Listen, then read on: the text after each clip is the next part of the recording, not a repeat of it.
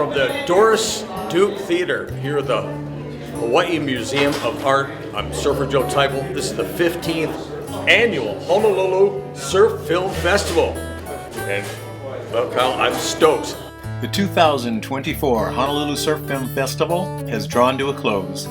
Theater manager and programmer Sarah Fang delighted us with over 15 surfing films and even more when you add film shorts. The Honolulu Museum of Art's Doris Duke Theater has proved to be the ideal setting for this festival for the last 15 years. Exceptional praise goes out to the major sponsors, Aqua Aston and the Surf News Network. The festival opened with a sold-out buffet dinner and the premiere of the Dick Brewer biopic film, The Shape of Things. The festival closed with another Bud Browne vintage classic film, Locked In, provided by Anna Trent Moore at the Bud Browne Film Archives. Anna Trent Moore opened the evening with a speech more akin to epideictic oratory. A special feature of many of the films came with a post-film discussion, including the director and producers of the film, the principal surfers, and with audience participation. Luminaries in the surfing world like Randy Rarick, Jock Sutherland, Darrick Doerner, Buzzy Kerbox, Joey Cabell, Jericho Poppler, Lyle Carlson, Pat Rawson, Alan Sarlo, and Clark Abbey joined the stage for the Q&A sessions. We are looking forward to next year's 16th annual Honolulu Surf Film Festival.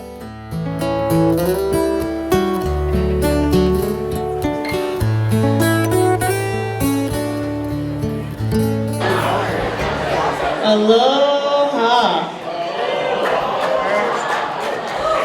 Good afternoon, everyone. Welcome to the Honolulu Museum of Art's Doris Duke Theater. My name is Sarah. I'm the theater manager and programmer here. Thank you all so much for joining us for the 15th annual Honolulu Surf Film Festival. And I want to give a shout out as well to our sponsors. Aqua Aston Hospitality, they've been our hospitality sponsor for a long time. They've been supporting us for a very long time.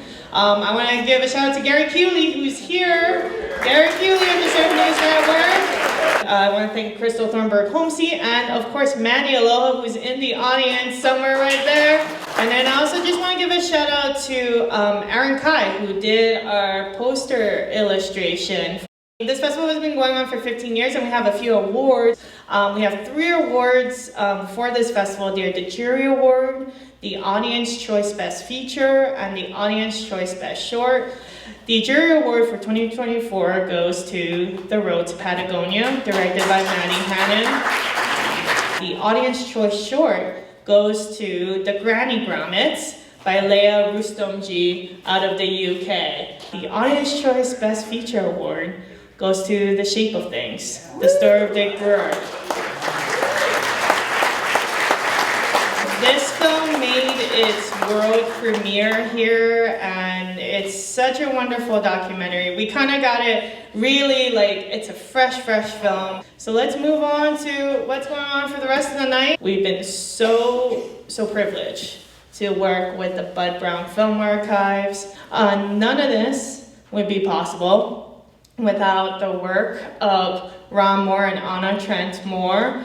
Please join me in giving a very warm welcome to one of the hardest working ladies I know, Anna Trent Moore.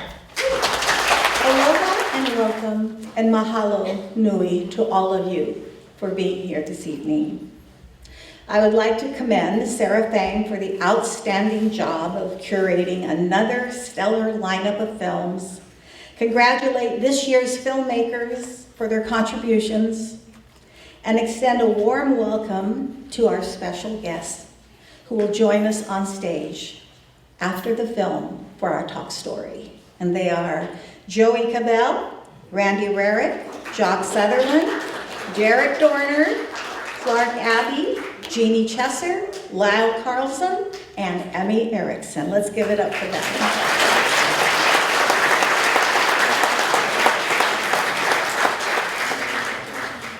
It is always an honor to return to the Honolulu Surf Film Festival. This marks our 12th year, bringing the films of Bud Browne to this very special place, which I hold dear in my heart. the Honolulu Museum of Art. I would like to mention that what makes this festival particularly unique is that it is the only festival that ends with where it all began. Bud Browne, who is the father of the surf film. Bud Browne passed away 16 years ago. 3 years after his death, I made a film composed of archival footage called Waken to Blue. And I showed it in this very theater. In the audience that first night was George Downing, Peter Cole, Ricky Gregg, and Kimo Hollinger. I have never forgotten how proud I was, enormously proud I was, because there sat some of the greatest kumu of surfing's history. And although they are now gone, I am still proud to call them ohana. 4 weeks ago, it was my honor to attend Kimo Hollinger's memorial in Mokuleia.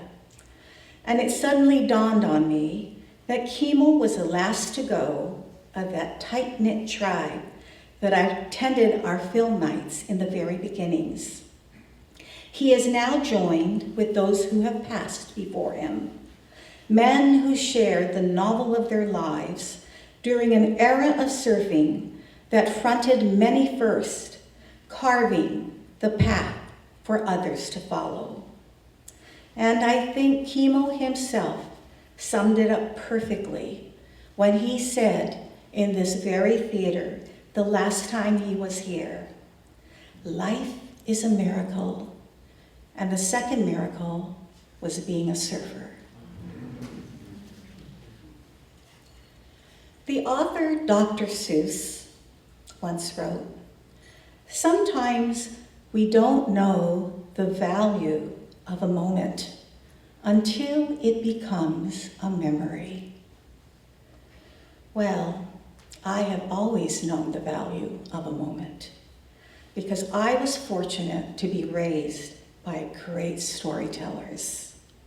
One of them was my father, Buzzy Trent, and the other was Bud Browne. Those of you that knew Buzzy, or knew people that told you stories about him, or perhaps have even seen him in some of Bud's films, knew that he loved to tell story. He could be loquacious, animated, delivering his stories with a body English that could leave you physically exhausted, literally. On the other hand, Bud, who described himself as a man of few words, was quiet, reticent, preferring to tell his stories through the people he captured on his films. Some of you here may not know the story of Bud Browne and how it connects to mine. So this evening, I would like to begin with Bud, because after all, he was surfing's first filmmaker. He was the one who began it all. He knew my parents before they married each other. In fact, Bud met Buzzy before he sailed to Hawaii on a catamaran in 1953. And like many significant moments that can change the course of one's life, the encounter occurred by chance and happenstance. Because when I asked Bud how they met, he said, "It was at State Beach in Santa Monica in 1952.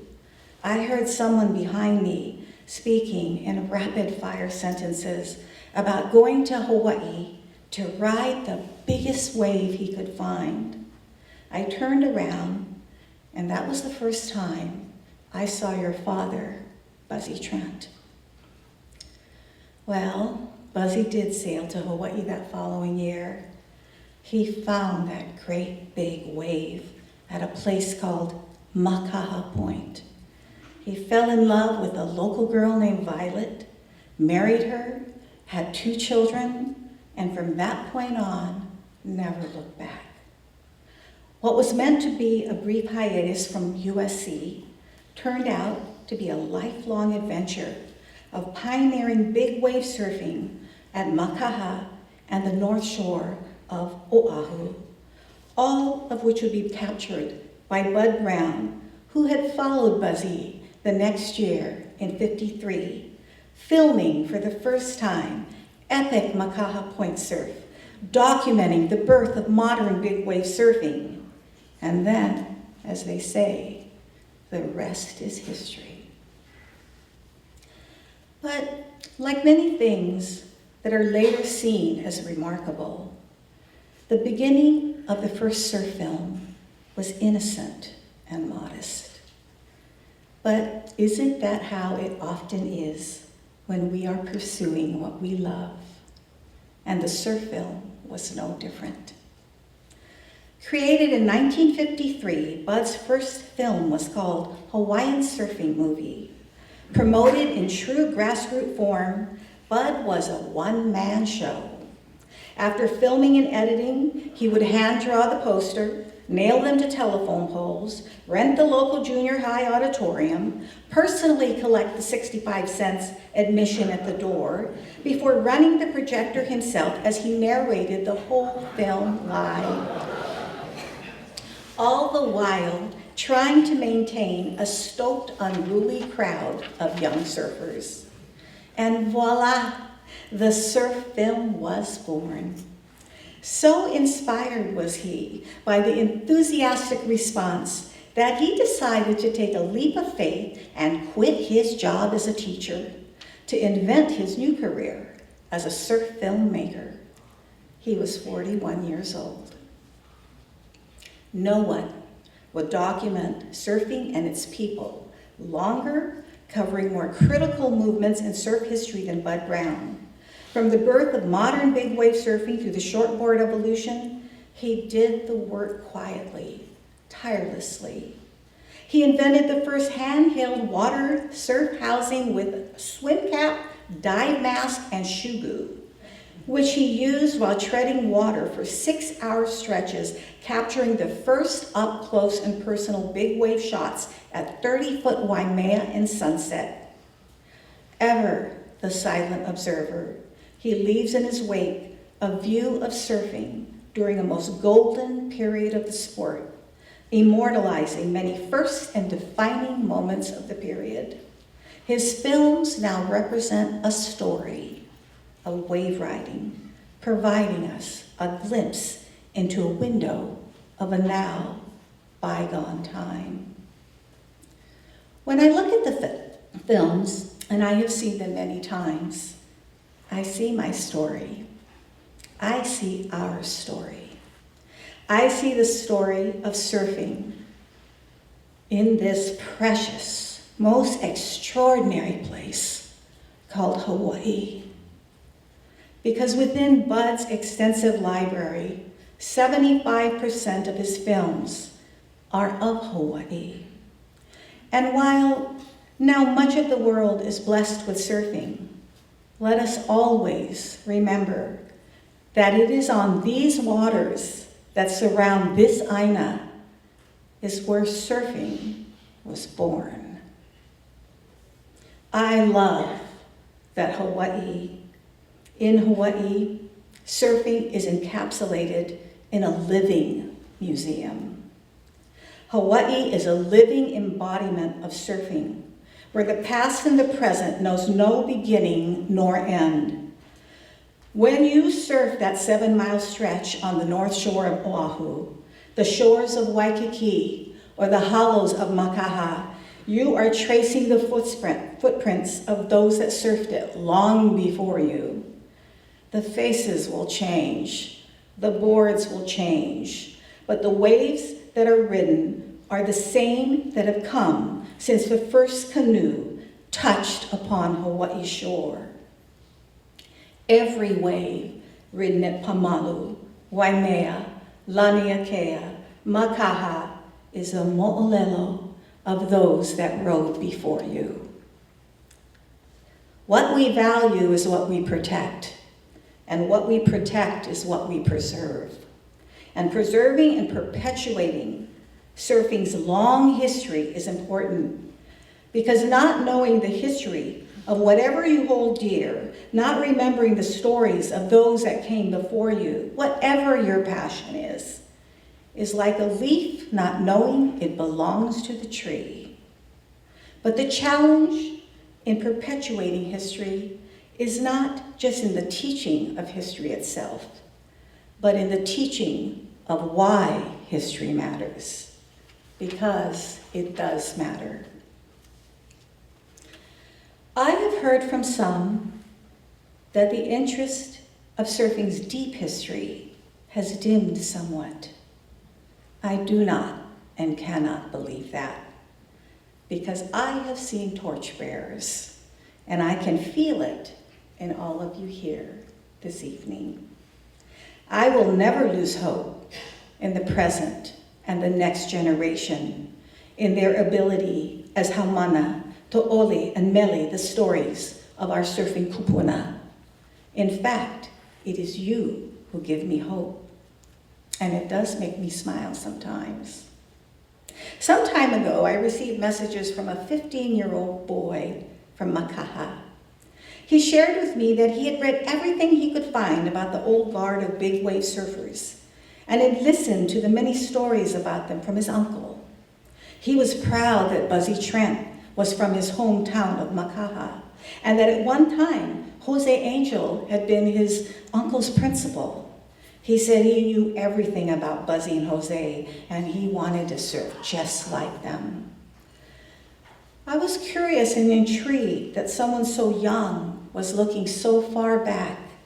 I mentioned him to my nephew Bud Trent after he returned from surfing Makaha Point this past winter. He told me he knew exactly who I was talking about. And he pulled out his phone and showed me a picture of this young boy dropping into a great, big, beautiful wave at Makaha Point. Buzzy and Jose would surely have been proud.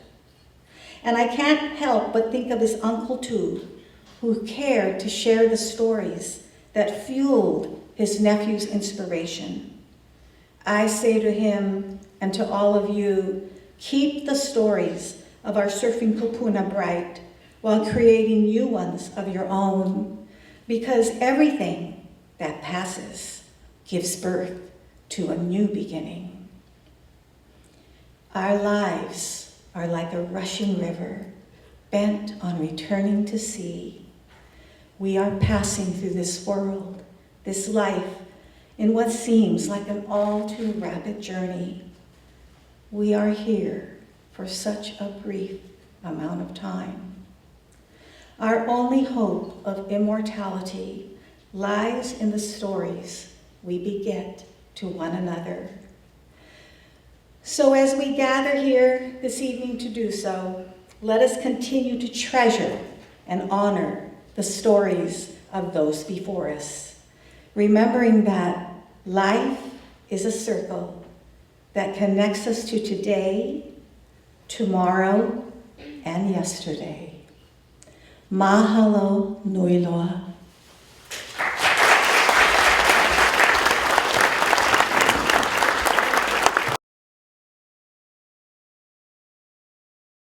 Thank you for being here, and this evening we are fortunate to have a panel of surfers who not only know the stories, they've lived it, they're here to tell it. John Peck was not able to be at our locked-in film tonight. Still, heavily featured in the film, his presence was felt throughout the evening. He sent this note. I was trained and learned how to surf in Hawaii in 1959 and been surfing strong ever since. My rotator cuff has healed well naturally, and I've survived healing fourth-stage abdominal cancer, also naturally, after 2 surgeries. Getting stronger now. I'm shaping surfboards and riding waves again, doing yoga and caring for a sizable colony of master cats who have been very vitally contributive to my surviving and healing. Since it looks like I will only be at the locked-in showing in spirit, I feel moved to ask you if you would be so kind as to shaka everyone with the aloha spirit mana we were given and remain faithful to all these years, as you and Joey, to me, are the remaining shining beacons of that spirit of our prime time today. Let everyone know I love them and wish them perfect spiritual guidance in Akua's destiny for them all. Mahalo ke Akua and ahui ho Amakua. He is surfing's Renaissance man and a dear and beloved friend. He won the Makaha Championship 3 times, the coveted Duka Hanamoko Invitational Trophy as well. He has received the Waterman's Hall of Fame Award, to name but a few of his accolades. He is a surfer, a skier, an epic catamaran sailor, and one of surfing's great entrepreneurs. Voted by Surfer Magazine in 1985 as one of the surfers to have changed the sport the most. He is truly a man of water. It is my honor and love to welcome to the stage the one and only Mr. Joey Cabell. Come on down.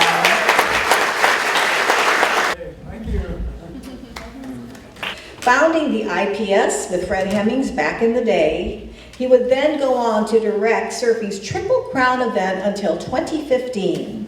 And he is truly a professor of the surfboard creation, design, evolution, and anthology. Let's give it up for the incomparable Randy Rarick. He has a surf spot named after him, but there is no denying that the place that he has pioneered and surfed so fine is the Pipeline.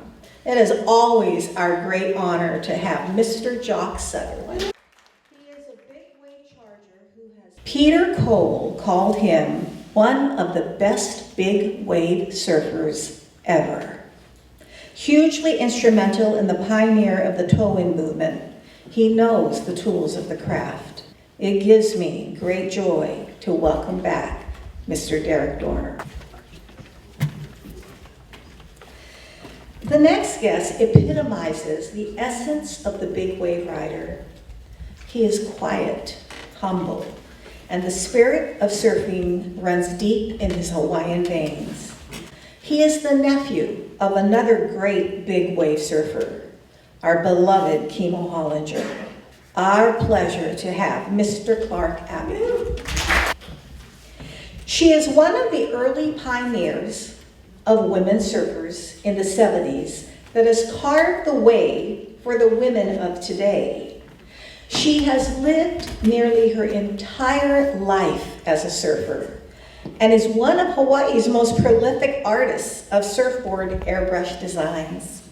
A big welcome for Miss Jeannie Chesser.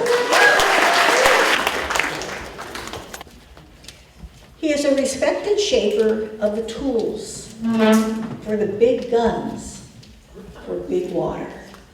Mentored by the late, great master Stradivari surfboard shaper and designer, Dick Brewer, he is the keeper of the flame. Let us welcome to the stage Mr. Lyle Carlson.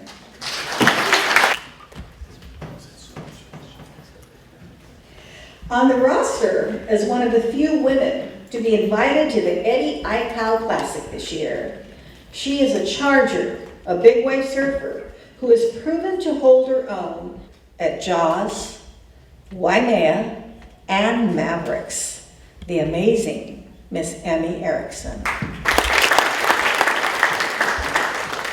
Welcome, everybody. I'm going to throw a question out to each one of you. Feel free to interject with each other's answers, as always. It must have been a magical time growing up in Waikiki as a young surfer. Take us back. Paint the picture. What was that like, Waikiki, back in the day? It was unreal. It was early. There were no big buildings. There were not many surfers. And in the 40s, I had a chance to see everyone that came through to Hawaii from the mainland California or any other place in the world to surf. Honolulu, Waikiki, it's then Makaha. Everyone went to Makaha in the early days. And then finally, it was the North Shore. So I had a chance to be a part of that whole movement, and I was there and enjoyed very much that period. Okay, Randy, you've known them all. Who do you think are some of surfing's past and present, most memorable and interesting characters. You know, I'm really lucky because I grew up here in Hawaii, and being kind of a local haole was really a different feeling than for all the haole guys that came over from the mainland. And when I was really young, guys like Joey were the guys that I looked up to, Donald Takayama, BK, and my mom was a florist at what then was the Hilton Hawaiian Village, and so she would kind of have to stay after work, and we'd get out of school, and I'd have to hang out, and it was always a funny story where she'd sometimes have to work later, and so they used to have these big black Cadillac taxis called seated taxis, and she used to pay the guys to take us home. And because we had to be home for dinner, and my grandma lived with us at the time, so she'd make dinner. And the Japanese taxi drivers would always teach us all the swear words on the way home. So my early upbringing was Rabbit Kekai taught me how to surf. Joey, like I said, Donald, BK were the guys that we looked up to because they were a generation ahead of us. And so my beginnings affected me. So in my opinion, the most important guys that really directed surfing were George Downing and Wally Froissart. And Wally actually taught George how to shape and what to do. And then later on, I worked at Greg Knoll's shop, and George taught me how to shape. So I would say for the early generation, George and Wally, I think, were the two most influential guys for sure, without a doubt. And then after that, every generation had another group of guys that came along in the mid-50s, or mid-60s. By the mid-60s, I'd say personally Paul Stroud was my favorite surfer because he was so smooth, and he was such a gentleman surfer, and he influenced so many other guys. And we had guys like Paul and Freddie Hemmings, and those were the last of the generation of longboard guys. And then the transition came for shortboards. So myself, Jimmy Blears, Jeff Hackman, Jerry Lopez, we were all the same age, and so we were the next generation of guys that came along. And you saw, you know, when Jeff was really young, but in my opinion, the best guy at Sunset Beach was Jeff Hackman. And so I would have to say from that generation and being able to do the transition to the shortboard. And then of course, Jerry went on to become Mr. Pipeline, so he was able to adapt to that. And then professional surfing came along, and I was involved with Fred. We started the Pro Tour in 1976. And Jock at that stage was just phasing out because he had joined the Army. Otherwise, Jock could have easily been the first world champion. So it was interesting when pro surfing came. Surfing became then a sport. Up to that time, it was. Am I there? There it is. Up to that, that time, I consider surfing a lifestyle sport. And so, Anna, to answer your question, it's really hard. Every generation, because pro surfing started, and we had the era of the Australians coming along, and then the next generation was Sonny Garcia, and then Andy Irons, and now this generation with John Florence. So every generation has guys that better the sport of surfing. And I said the other night when I was up here, surfing goes forward in an elliptical circle. It goes forward and picks up the past and then applies it to the future and keeps surfing moving forward. And that's why contemporary surfing is always changing. So to answer your questions, there's been many more surfers than I could talk about tonight, but that's a little glimpse of it. Thanks very much. Thanks, Jocko. How has surfing changed? From the time that your father used to show me where the lineup was at Sunset Beach, and everybody was helping everybody else, most of the time, get each other's boards when they lost them. A lot of people say, you know, sportsmanship is dead at surfing, you know, because you don't see, you see a lot of, and especially in the pro ranks, sometimes you see, you know, the snaking, you know, the backbiting and stuff like that. But mostly, I think it's calmed down the really bad stuff that you would see pictures of. And nowadays, people, especially younger people, are being taught by the people who were before me, like your father and Pat Curran and George and Wally and Rustakaki and those people. And so their teachings have have continued to be imbued by people that know the value of that.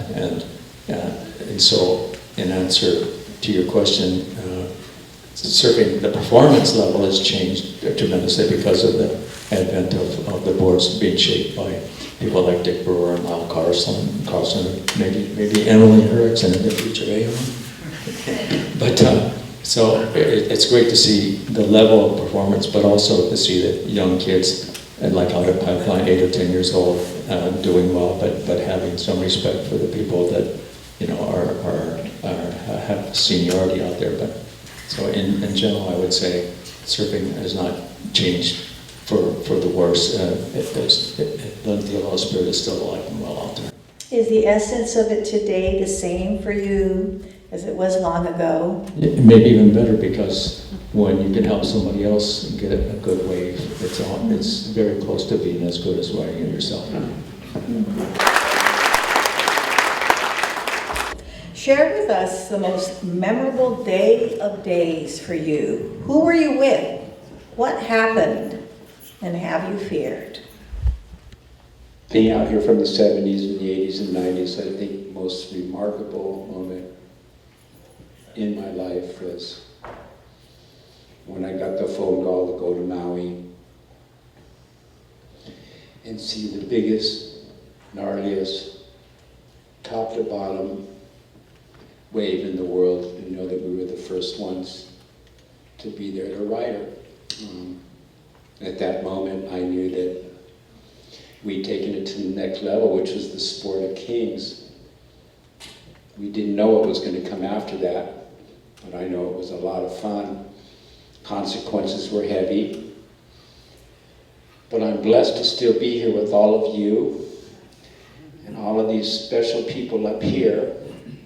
And I could go on and on about that, but thank you for joining us for this Surf Film Festival. And Anna is just a remarkable person to share her aloha with us.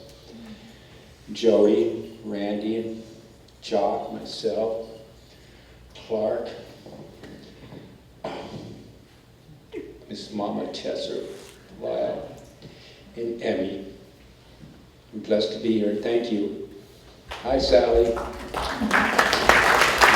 Anna, may I interject on Darrick's behalf here? Yes. I had heard that maybe it was a year or two ago that he was telling me that because Jaws has become so popular and such a big incident of importance for young people who are trying to get their pictures and papers and stuff, that it's very crowded. And I think, Darrick, you were telling me about how many guys who are out there trying to get in on the same wave, and how much of a traffic jam and how dangerous and how much a little mutual respect is needed, but oftentimes is not evidenced. Well, thanks, Jock, for waking me up.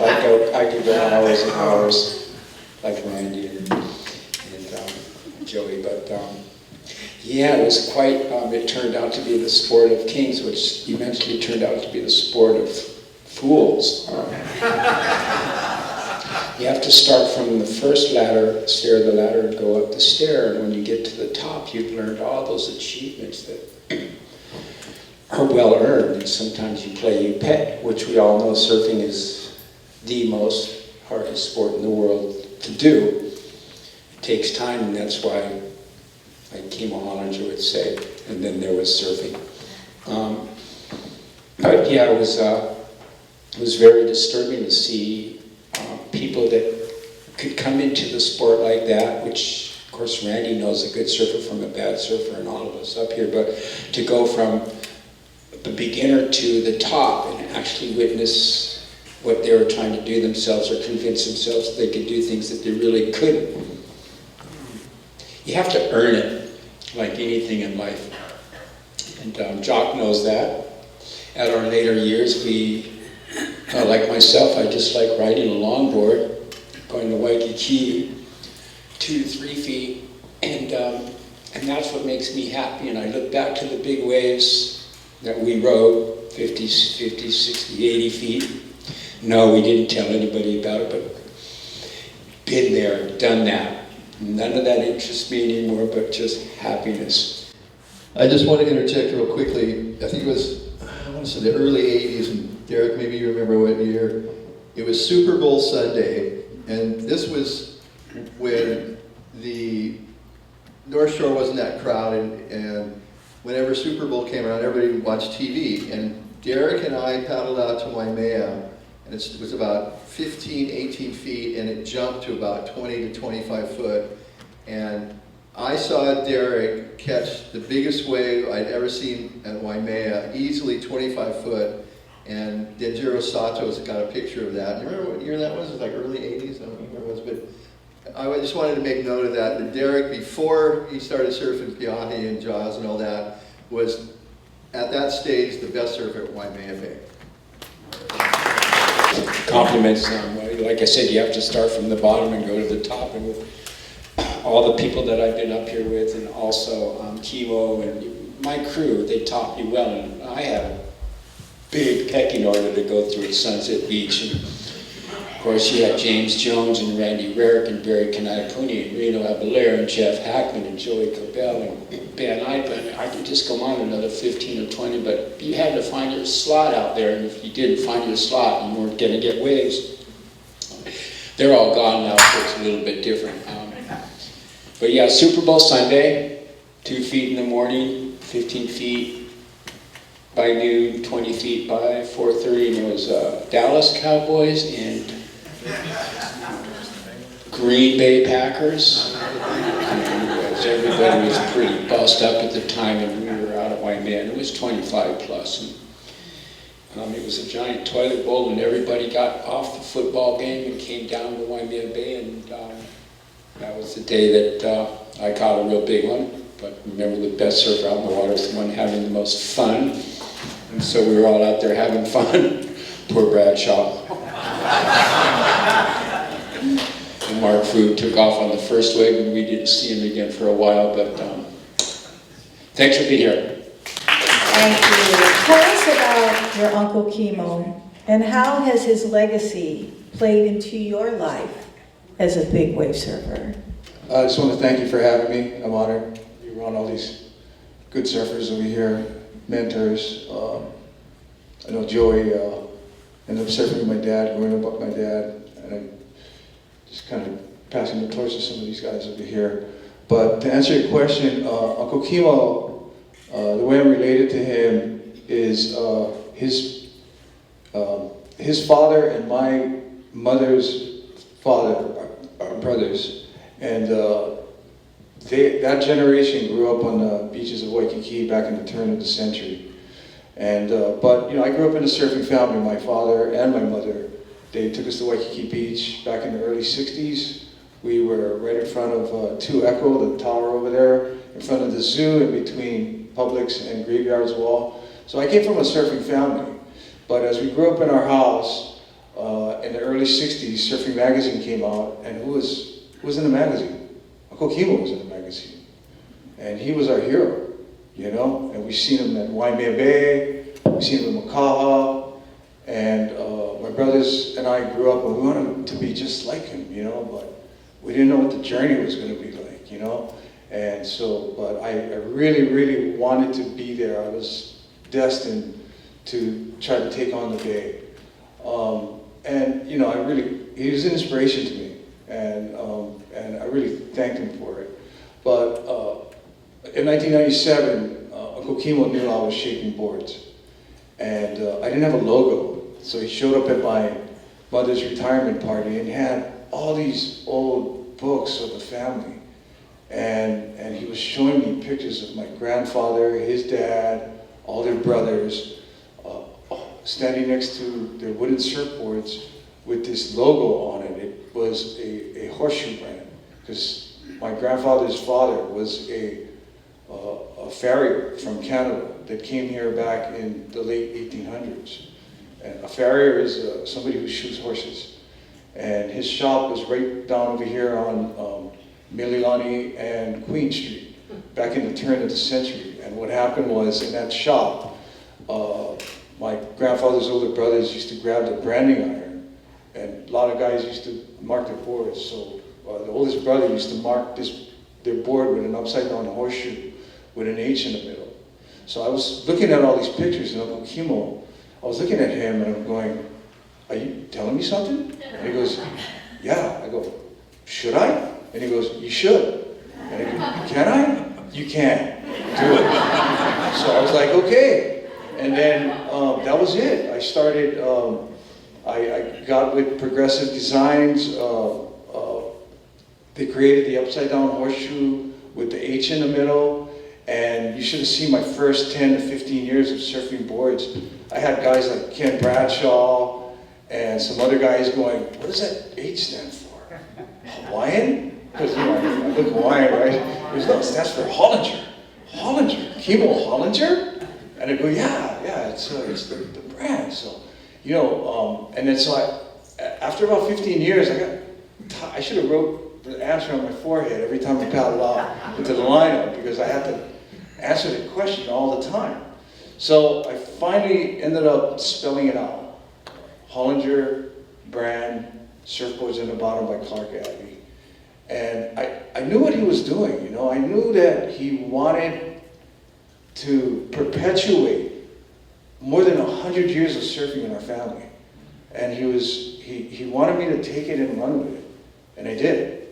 And out of everything, other than inspire me to be a big wave surfer and take on Waimea Bay and Macaw, that was the other thing that he wanted me to do. He wanted me to perpetuate a surfing family that went back to the late 1800s all the way to now. And I don't make surfboards for a living. I got a job.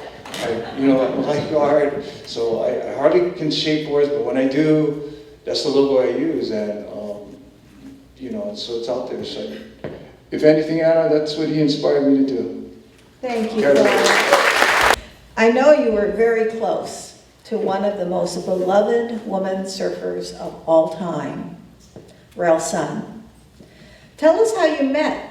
Who were the women in the mix at the time? And what was it like surfing in what was then a predominantly male lineup?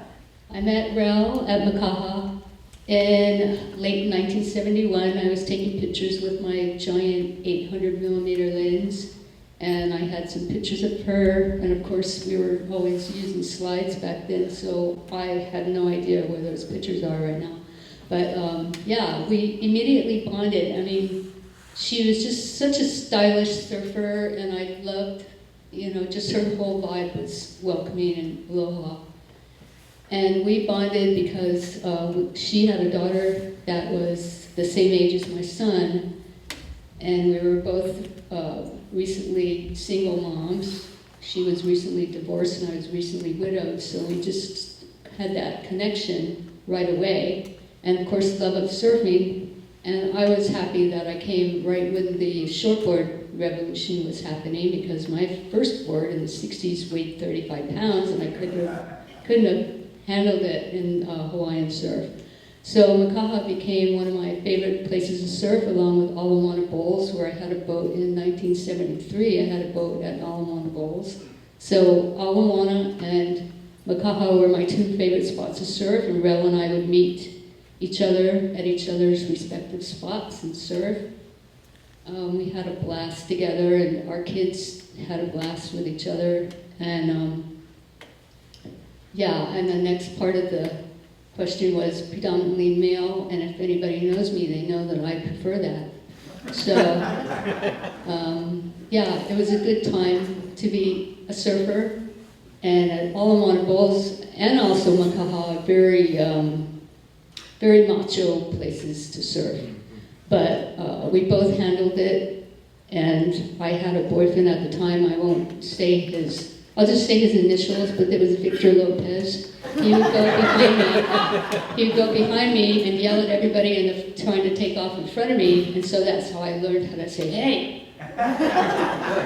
So they called him the Moke, and he was the Moke of Ala Moana Bowls. And of course, Jerry was one of the first men that I met out there, and it was just such a great time to be a surfer and a surfer girl. And one day you'll read about all this stuff in my book, and I'll add some details. Only mention Initials, no names. Mr. Carlson, you worked with the master Dick Brewer for nearly 10 years, but I think I heard maybe it was even longer the other day. What did you learn from him, and how has your work with Dick influenced who you are as a shaper today?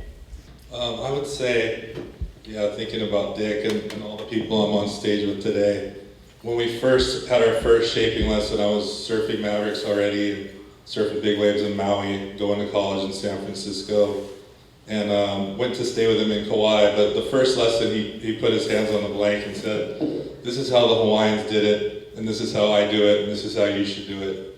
And it really gave me chicken skin, and I thought, like, I've landed in the right spot. So that was a huge honor to work with him. And interestingly, like, in a shaping room, there's templates, which are like the designs which you lay out for the shape of the board. And a lot of the people on stage, if you go through the templates, you'll see Joey Cabell, Darrick Doerner's names on these templates, and Jocko pipeliner boards. So it's kind of like, it's a different thing to be the first one to, like, break ground,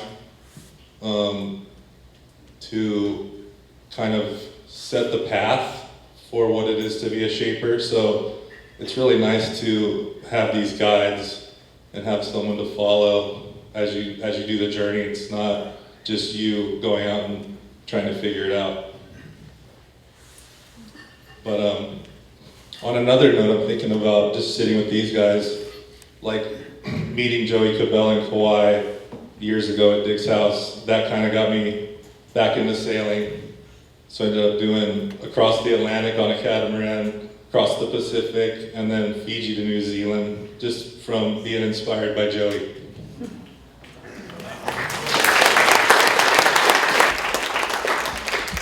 Emi, you were an invitee to the Eddie this past year. Who were your mentors, past and present, who helped scaffold you to such an honor? I have had the great luck and pleasure to be introduced to surfing and into surfing sunset and big waves at a time when I feel like there was still a lot of the people on the stage even, a lot more active in the water. And rocking up at Sunset Beach after a long time and being reintroduced to things by Darrick definitely was very influential. The first time I ever surfed Waimea Bay, Clark was out there, definitely showed me the lineup and shared a few waves. So, I guess I feel fortunate in a way, and these guys would all be part of the influence on me.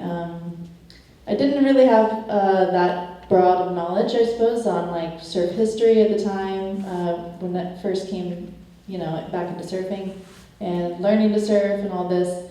And it was a blessing because I felt like I had a clean slate and a clean perspective on interacting with, everybody up here. Joey, who I have yet to meet, I think, but it was amazing. And then piece by piece putting things together, and funny enough finding that the boards that we just saw in this film were the boards that I actually enjoyed riding, and everyone was looking at me crazy, but it was somehow watching this film today, it's interesting to me and weird really that I feel like I've fallen in the footsteps, right, almost unknowingly, and then it's just kind of ironic and fun, and the boards are really fun to ride too, so I definitely recommend. But, sorry, yeah, that's a good answer, right? I'd like to say this, that surfing is a road that we've all went for and fallen in love with. So starting early for me, and I think I can say this for the rest of this group, there's the most important thing that you can say about surfing is called respect. You have to earn it. It's not free. You get to the lineup, and finally, when you get respect, they're going to say, "Wow, it's your wave." But until then, you're going to sit back and wait until you get that respect. And it's a real important part of growing up in Hawaii Otherwise, you know, being a haole, there's an F word that goes with it. But anyway, we learned that I used to paddle out of Makaha, and before I caught a wave, I'd go to the group of the locals, and I'd talk story. Hey, bros, how's it? You know, we talk story before I catch a wave. And then I'd catch a wave or two. But I think respect is a very important part of surfing. And when you know that, you are able to survive the crowds. Mahalo. I would like to open it up if any of you have any questions out there. Go for it. My question is for Joey. Joey, I know you won Makaha 3 times. There was one time in particular where it kind of heralded in something they were calling speed surfing. And I think it was just before the shortboard revolution, but I can't recall. I'm wondering if you remember that year, you were just moving like a bat out of hell. And I'm trying to recall what board you rode and what size it was. And do you remember which year I'm talking about? Because I don't remember. I think this could be 1968, because I was getting ready to open Chart House. We had built it for about 6 months, and it was going to open in a couple days. So I had to have a board. I didn't have a board. So I got a blank. I went down in the bottom of the basement, bought all the equipment, shaped the board, and took that board to Makaha, which I won on. So this is maybe the board you were talking about, or the period that you were bringing up. Yeah, I can actually add to that. Joey won 68, and then the next year in 69, he won the Duke meet on his White Ghost, and that board had a fold-down rail, and down rails had just been introduced that year in 69, and he redefined what speed surfing was in 69. For the next year, you saw everybody pull their tails in, put really low rails, and Joey, for a whole year, redefined what surfing was, and just shows you how much impact he's had on the sport. This group here is the one that has input on the sport of surfing, so everybody added their 2 cents, and it's what it is today. Now the board changes is about as spectacular as you can imagine. Everybody's riding these shorter boards that are 3 fins and are designed to, you ride it, catch the wave, and you up and down and up and down, and if you don't get in the tube, it was a bad choice. So that's the way the sport has gone. It's pretty spectacular. There's 2 in the same, with the white cap in the back. Emily, what board do you ride now? Choose to ride now. Since you got all the old school boards, what do you take out, Chuns or Sunset or whatever for fun? That's a great question as well. There's a board that Lyle shaped me years ago, and prior to this I had been riding one of these 50-50 rails, really, really heavy, big deep, and I don't know, like a 9-foot old school board, kind of like what we're watching in this film. And so I had Lyle shape me one of those because the owner took the board back. Couldn't surf it anymore, and I was so addicted to the feeling of it. So for years and years, that's all I surfed at Chuns. This is a really heavy board. Like I basically almost pull my back out every time I carry it. But I love the way it feels on the wave. So I just got to get it there, you know.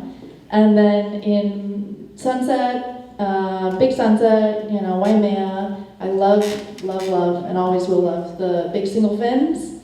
And Lyle probably has a lot more insight on what those look like as far as explanations, but yeah, thick, heavy, thick glass, single finned. I like a diamond tail lately for Sunset, and I like a nice pintail for a lot of other waves like Waimea.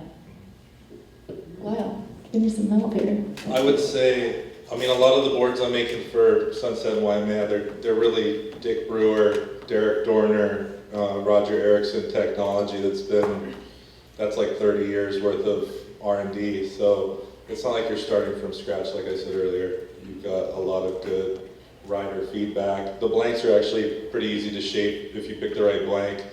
And then Brewer templates and Jack Reeves Fed templates. It's pretty much a win, I think, for going to battle. Well, one thing I'd like to add, maybe some of you don't know that Emi's father was Roger Erickson, and in the first, they did the first Duke, or not Duke, but the first Eddie, you know, Roger took off and got the biggest wave that came through. And Emi actually rode her dad's boards, and as she said, she really based her surfing on boards that were heavy, single fins, and it depicted a style that all the other ladies were not following at all. So she set her own path, and we got to commend her father, Roger, for, you know, really giving her inspiration for doing that. Thanks, Randy. He says hi to everybody tonight, by the way. Every one of you on stage and in the audience who likes an earlier bedtime than, you know, I was going to give him if he came to this event, so. Well, at first, though, there were some streamlined longboards. In the very first, the early years, it was, you know, bigger boards, and you would pull a lot until you learned which way to pick and how to angle to take off. But then in 66 or 7, after Dick Brewer built Jeff Hackman a shorter board, and we were riding, you know, boards like the Bing Pipeliner or the Harbor Trestle Special boards that were more maneuverable but fast, kind of like a Phil Edwards board. And those enabled us to get into the wave earlier and turn a little easier. And then in late 67, 68, we started riding boards that were way much more maneuverable and faster and easier to pedal. So I would say they were maybe Honolulu Surf Shop boards early on, where Dick was shaping over on Kauai in Honolulu. And then after that, maybe some Bruce Jones type shapes, some down rail, you know, Henson and Brewer influence, and going all the way back to, you know, Wally Froyce, you know, the first streamlined boards compared to the big square tail board. So, you know, in 50 or 60 years, I was lucky enough to be in that period of time when boards evolved to be able to ride really fun boards. Does that answer your question?